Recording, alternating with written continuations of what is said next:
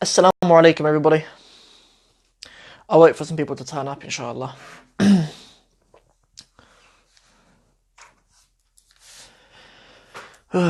Bismillah ar-Rahman ar-Rahim. I'm not expecting loads of people to turn up because this is a surprise time. We usually do the live Q&A here on the channel at 5. But we might need to move it to be a bit earlier. I'll explain why soon when some people actually turn up. Assalamu alaikum, those of you who are just joining. I pray that you guys are well. Let me know you can hear me. I do have a mic on. Yeah, so let me know that the mic's working. I've plugged it in properly. I'm not a tech kind of guy, really. I don't really know about all this tech stuff, so let me know if you can hear me. Assalamu alaikum. Assalamu alaikum. Those of you guys who have just joined. Assalamu alaikum. We're going to get into some Q&A in a minute. We're doing today's Q&A early. I know this time is a surprise time. Usually we do our Q&A at 5. But we're going to do it early today. Yeah, sorry for not letting you guys know. I only really decided it today, really, so I didn't really have time to let you guys know. But going forward, we may need to move the live Q&A on Fridays earlier. Yeah, which I know is difficult, but because a lot of you guys will be at work. And also, we obviously have Jumu'ah as well, so the idea is that we'll finish Jumu'ah, and then we'll come back and do our live Q&A. Yeah, so we're going to wait for a few people to arrive, inshallah. Assalamu alaikum. Let me know you can hear me, those of you guys who have arrived.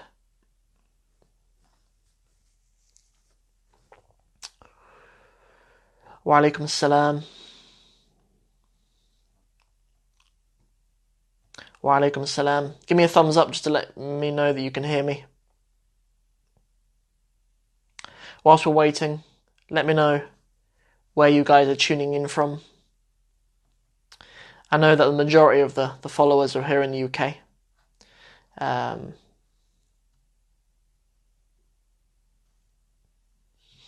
But yeah, we do have an audience in India, a bit of an audience in the US as well, Canada. I'd love to come out and visit you guys one day, especially you guys in Canada. I'd love to go to Canada one day, inshallah.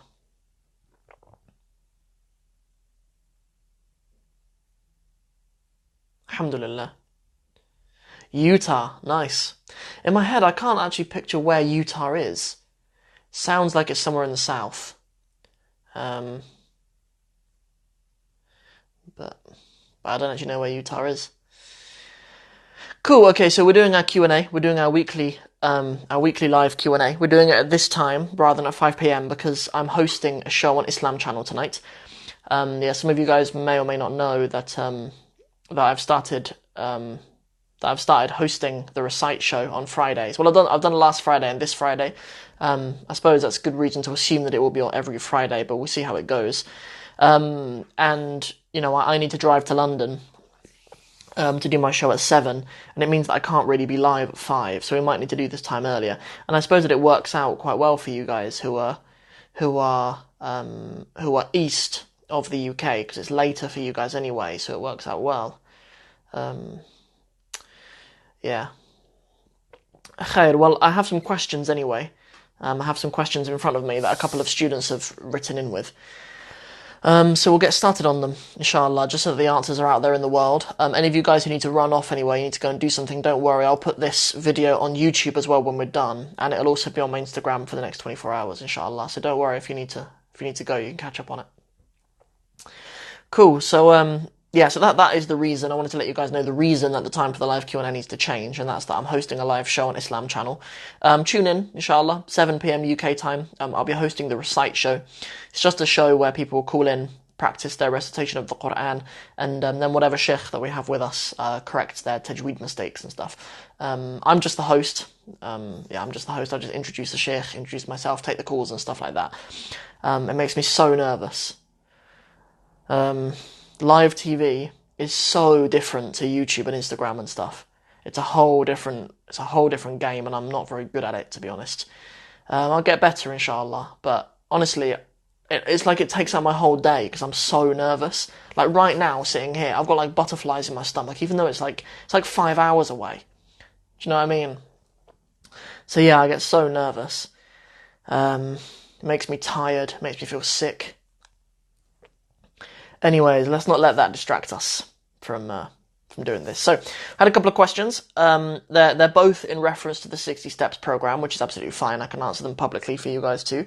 A very regular consumer of my content on YouTube and here on Instagram as well, a brother called Omar Asim, quite a new member in the 60 Steps course, asked about bonus exercises for each lesson. So some students might complete a lesson and then go through the exercises in the workbook and still not quite feel like they've got a grasp of it yet, and asked about bonus exercises. So that is something I'll consider, inshallah, because I'm relaunching the course in March or April. I'm going to relaunch the course.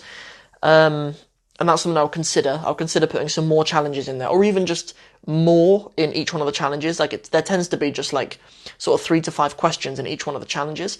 But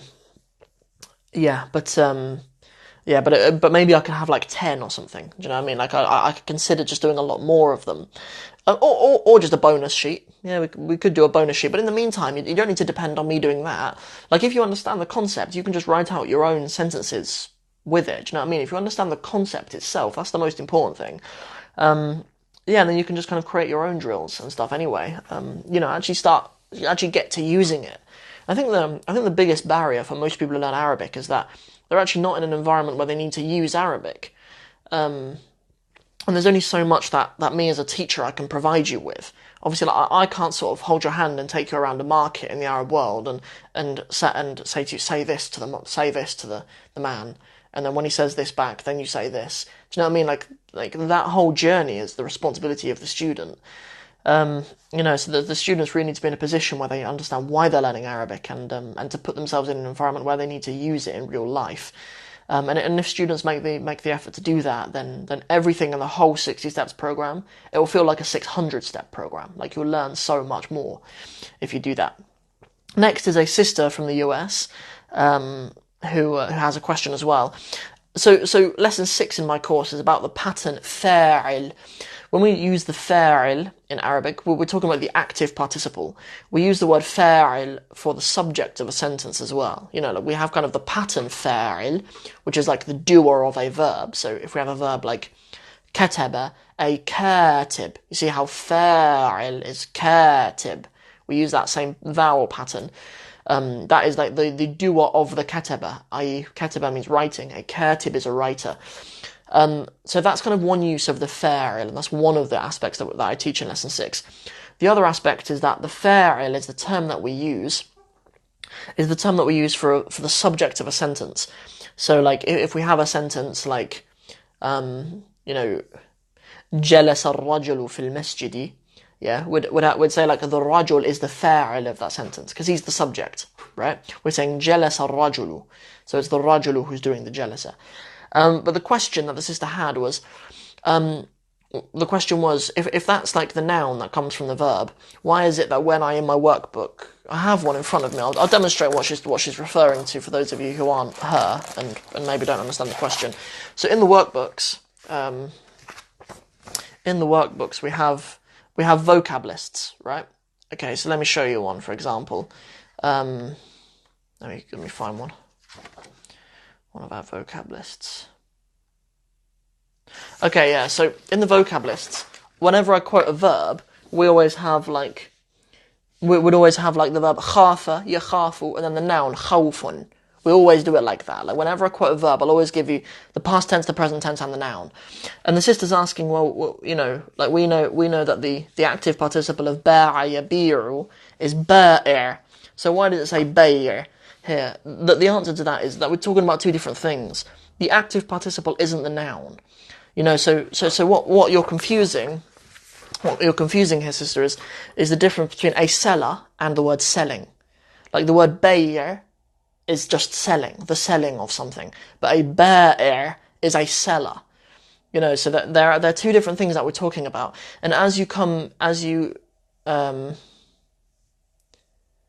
oh right, okay, yeah. If it's inverted, don't worry. I mean, yeah, that is a bit of an issue, but you don't need to read it anyway. Just remember that the point is that the verb that we're talking about is khafa yakhafu, and then if someone is afraid, then they are a kha'if, or البائع يبيع, then a person who is selling is a بائع.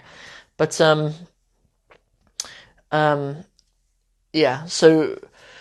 for the sister, it will become clearer to you as you get to lessons like when you get into book 2 and you start doing different verb forms, it will become clearer because we start to use a really helpful chart, which whenever it quotes a verb, will have like past tense, present tense, active, passive, and noun, right? So if we're to have like a normal, just form 1 verb, it would be something like darasa, yadrusu, daris.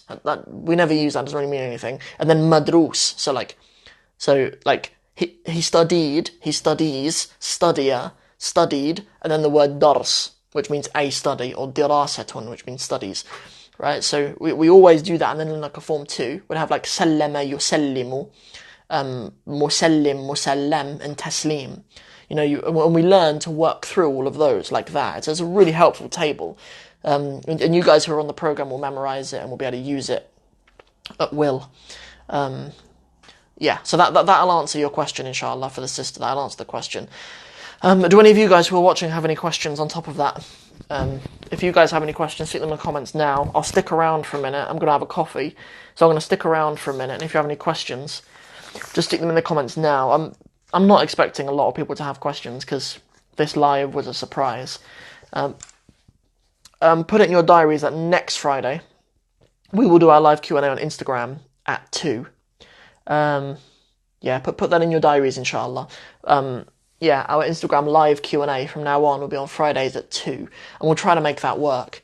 If not, then maybe for our friends who are west of us in the US and in Canada, I'll maybe do one later for you guys. Like if I were to do one, because I just can't do the evenings. I can't do between like 5 and 8 or something like that.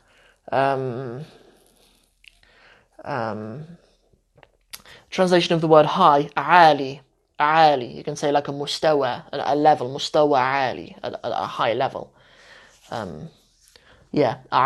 You can also use the term عالي for price and stuff.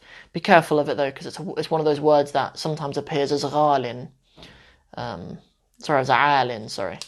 غال is expensive. غالي. الغالي. But عالي is the word for high. So, because those of you who have joined, the reason why we're doing this live Q&A, I'll mention it again, is we're doing it now because I can't do it later because I'm busy doing something else. I'm hosting a show on Islam Channel, inshallah. So maybe I'll start doing one after Jumu'ah here, like 2 o'clock.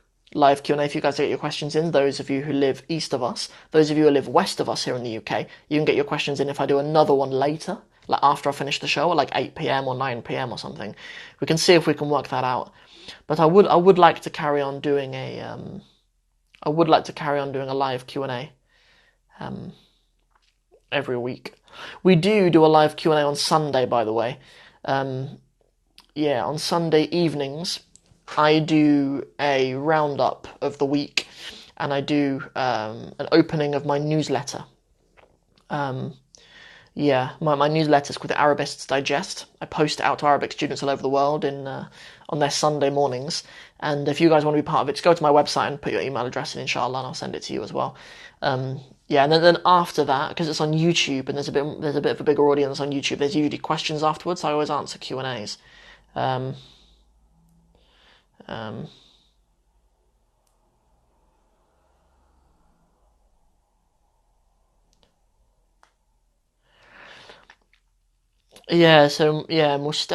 مستوى أولى is sort of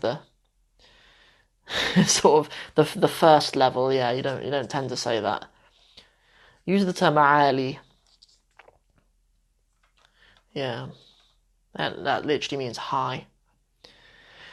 You can use it for high prices. You can use it for women wanting a high mahar as well. You can use it for that.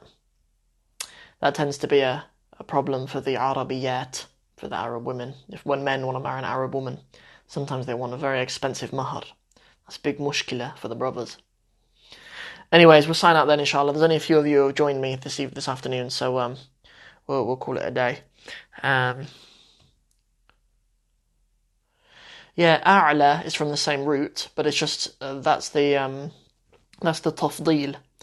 The same way as you would have kabir, akbar, you have ali, a'la, as in sabbih isma rabbika al-a'la. Yeah, your Lord the Most High. Rabbuka al-a'la. Your Lord the Most High. It's from the same root though. It is the same root. Okay, right. Let's wrap it up. Inshallah, we'll call it a day. If you have any more questions, just come back on Sunday.